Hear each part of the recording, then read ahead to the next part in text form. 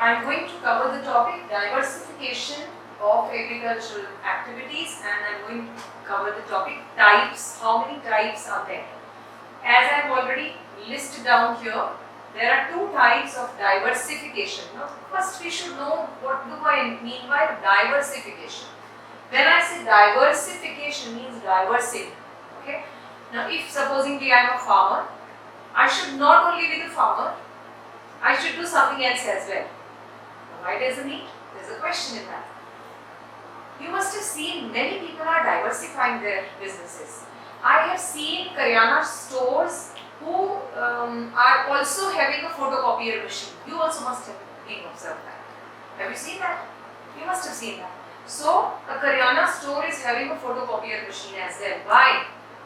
So that if in case somebody is close to a school or a college and he knows that people, students come and buy the Karyana items also, and as well as sometimes they ask for photocopy. So, and being in one business sometimes is risky, so what do people do? They diversify their work. They don't want to be in a risky business all the time, doing only one thing. So one should have one more business simultaneously working, so that what happens is, आपने बहुत बड़े companies को भी देखा होगा, वो कभी एक ही बिजनेस में नहीं रहते. जैसे जैसे बड़े होते जाते हैं वो क्या करते जाते हैं, अपने बिजनेसेस को डाइवर्सिफाई करते हैं. एसआर ग्रुप मोबाइल में भी है और एसआर जो है वो एसएल वर्ल्ड में भी है. So it means they have diversified their businesses. Alright. So क्यों? क्योंकि रिस्की नहीं रहता. Same is in the case of agriculture. Agriculture में भी डाइवर्सिफिकेशन हो सकती है और होनी चाहिए. कैसे कैसे हो सकती है? वन, क्रॉप प्रोडक्शन को डाइवर्सिफाई करना. दूसरा, प्रोडक्शन एक्टिविटीज को ही डाइवर्सिफाई कर दिया जाए. Let me simplify this topic to you. First one I will try with crop production. Crop diversification यानी do not always rely on one crop. Okay, so ये दो तरह से हो सकता है. One, have multiple crops. Okay, आपने बहुत बार देखा होगा कि आई थिंक इंटरक्रॉपिंग तुमने स्कूल में पढ़ा है ना, कि वो क्या करते हैं कि एजेस पर कोई और क्रॉप लगा दी और बीच में कोई और लगा दी. जैसे आपने पॉपुलर के ट्रीज देखे होंगे, बड़े ऊंचे ऊंचे होते हैं, तो वहाँ इंटरक्रॉपिंग कर देते हैं. क्या करते हैं, पेड़ तो नीचे से बस स्टेम ही है ना इतना, वो तो सीधा ऊपर चला गया, नीचे लैंड खाली है, तो नीचे लैंड में भी कुछ ना कुछ बीज देते हैं, क्योंकि न्यूट्रिएंट्स तो जाना ही है, पानी भी जाना ही है. So why not to give it to the सिर्फ at the same time with same cost, why not to give the nutrients and water to the other crop as well, और प्रोडक्शन बढ़ गई और पैसा भी आ जाएगा. ये तो हुई क्रॉप प्रोडक्शन. ओके, दूसरा है प्रोडक्शन एक्टिविटीज को. बिफोर आई स्टार्ट दैट, पहले इसको हम जरा नोट्स में से कवर करें. ओके, अपने हैंडआउट्स ले आइए. उसमें है question number 9, discuss the types, and you have a flow chart out there. So that is the one which I have made it here. Okay, so moving to page number 8, diversification of crop production. आप picture में भी देख सकते हो, multi cropping लिखा है, मेज, इधर ग्रीन्स लगाए हैं, मैरीगोल्ड लगा दिया, पल्सेस भी हैं, and then you have many things which are in one place. Okay, it involves a shift from ये भी single cropping system to multi cropping system या multi cropping system. It involves a shift in cropping pattern from food grains to cash crops also. ये भी एक तरह का diversification है. अगर आप सिर्फ फूड उगा रहे हैं और आपको लगता है कि फूड बहुत सारे लोग उगाते हैं, so you may shift to cash crops, ताकि आप अच्छा बिजनेस कर सकें, अच्छा कमा सकें. The main aim is to promote shift from subsistence farming to commercial. हम पहले जानते हैं कि सिर्फ अपने खाने पीने सब्जियों के लिए नहीं, बल्कि पैसा कमाने के लिए, कमर्शियलाइजेशन के लिए भी क्रॉप्स को डाइवर्सिफाई किया जा सकता है. Multi-cropping system reduces the dependence of farmers on one or two crops as they are engaged in growing a wide variety of crops. जब आपके पास wide variety होगी, तो अगर एक मार्केट में नहीं भी सेल हो रहा होगा, तो दूसरा आपको प्रॉफिट दे जाएगा. Alright? Now moving to production activities को ही चेंज कर दिया, डाइवर्सिफाई कर दिया. सॉरी, इसमें आ जाते हैं बहुत सारी चीजें. जैसे हमने पढ़ा डिसगाइज्ड अनएम्प्लॉयमेंट सबसे ज्यादा एग्रीकल्चर में होती है. पढ़ा था हमने. तो एग्रीकल्चर में क्यों? क्योंकि the whole family used to go to farm and work. Whether they are needed और not doesn't matter. They don't even think about it. Now if you spare those ladies and you tell them you be at home and you do beekeeping or maybe pottery or maybe basket making, animal husbandry, right, horticulture, ये सब क्या हो गए? Other than what you are doing at farm, you are doing something, they are also known as non-farm activities. So rest of the family members who are not needed on the farm should, or they can be involved in non-farm activities so that to get good income. इसे बोल दिया production activities का ही diversification करना। बात समझ में आई? चलिए क्या लिख पढ़ेंगे हम?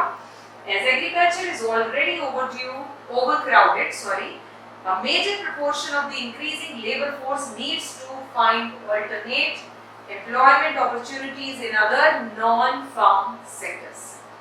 It would provide alternative amount of, I'm unable to see here, alternative,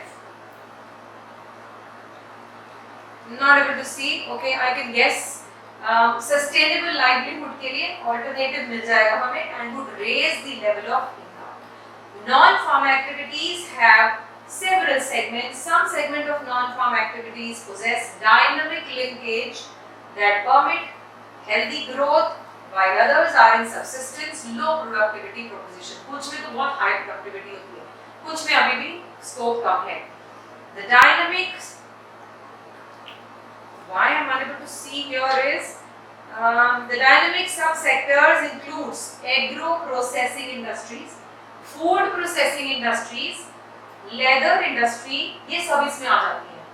If somebody who's growing apple, they may go for apple jam. They can make food processing industry over it. So they can do that particular thing simultaneously. Okay, why does it need? The general common sense question. क्यों चाहिए? Risk रहेगा नहीं तो एक ही business में रहेंगे, तो आपने अपने रिस्क को बांट दिया, डाइवर्सिफाई कर दिया। दूसरा, एक बेटर सस्टेनेबल लाइफ के लिए, एक अच्छी लाइफ के लिए। नहीं तो आप सीजनल पैसा आता था आपके पास, ऐसे आपके पास एक रेगुलर इनकम भी आ जाएगी। ओके, बेनिफिट्स क्या होंगे जी? सप्लीमेंट्री गेनफुल एम्प्लॉयमेंट, गेनफुल समझते हैं, सप्लीमेंट कर दिया। पहले वो लोग जो सेमी जगह जाते थे, अब कहीं और से सप्लीमेंट पैसा लाते हैं। दूसरा, it enable them to earn higher level of income for rural people. अच्छी इनकम हो गई आपकी, अच्छी इनकम होगी तो पॉवर्टी भी नहीं रहेगी, दूसरी तरह की प्रॉब्लम्स भी नहीं होंगी, ये सब इसमें कवर कर दिया। Got it? आगे चलते हैं नॉन फार्म में। इसके बारे में तो बहुत ज्यादा डिटेल हमारे सिलेबस में नहीं है, इसके बारे में है प्रोडक्शन एक्टिविटीज को आगे कैसे डाइवर्सिफाई किया जाए। So I will cover 2 in this video and rest in the next.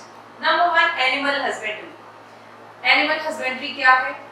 Animals से जो हम या जो भी प्रोडक्ट एक्सट्रैक्ट करते हैं, कुड बी मिल्क, वूल, और क्या कहते हैं हम, ठीक है, रियरिंग ऑफ वूल एंड ये सब चीजें, breeding, rearing, caring of farm animals में, इस सब की काम करने को हम एनिमल हस्बेंड्री में गिनते हैं। So it is a branch of agriculture which is concerned with, जब हम कहते हैं ना ब्रांच ऑफ एग्रीकल्चर, मतलब ये प्राइमरी सेक्टर का पार्ट हो जाता है, ठीक है, which is concerned with breeding, rearing and caring of farm animals.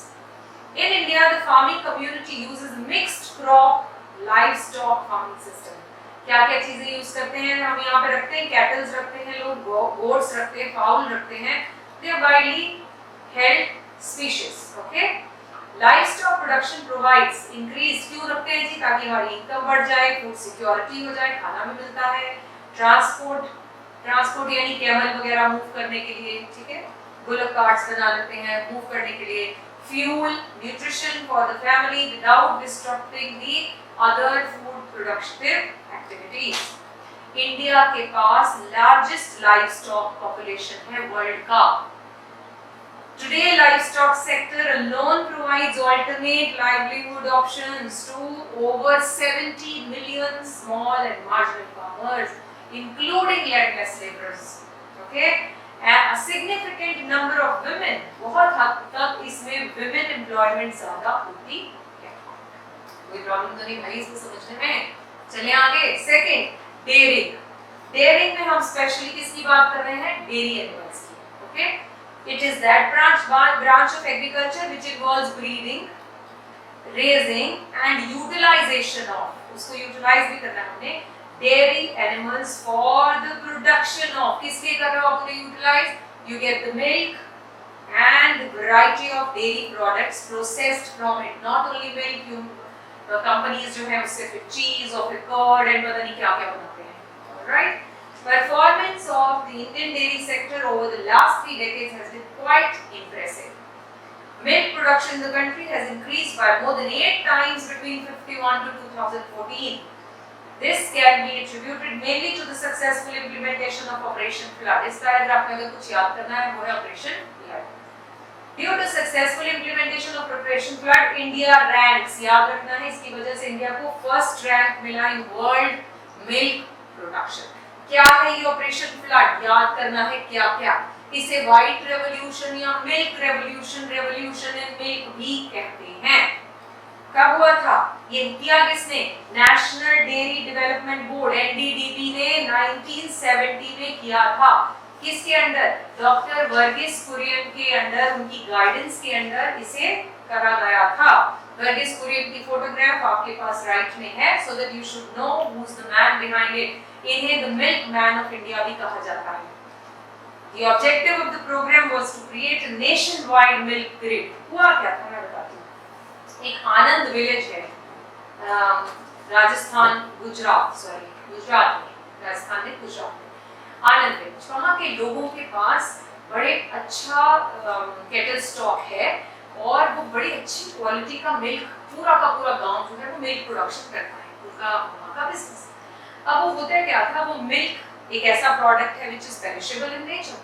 तो वो क्या करते थे, पहले वो लेते थे मिल्क, अपने डब्बों में डाला और चल जाते थे टाउन टू टाउन बेचने. कभी कभी तो सारा बिक जाता था, कभी कभी बहुत सारा स्टॉक रास्ते में खड़ा हो जाता. So doctor Verghese Kurien analysed the whole system and he found out कि ये लोग ऐसे, इनका काम एक्चुअली बेचना नहीं, मिल्क एक्सट्रैक्ट करना है, केटल स्टॉक का टेक केयर करना है. अगर ये टेक केयर में लगे तो और प्रोडक्शन बढ़ा देंगे, लेकिन ये इसलिए नहीं बढ़ा रहे क्योंकि बेच नहीं पाते. समझ रहे ना. तो why not to help them. So he created a cooperative society with Amul.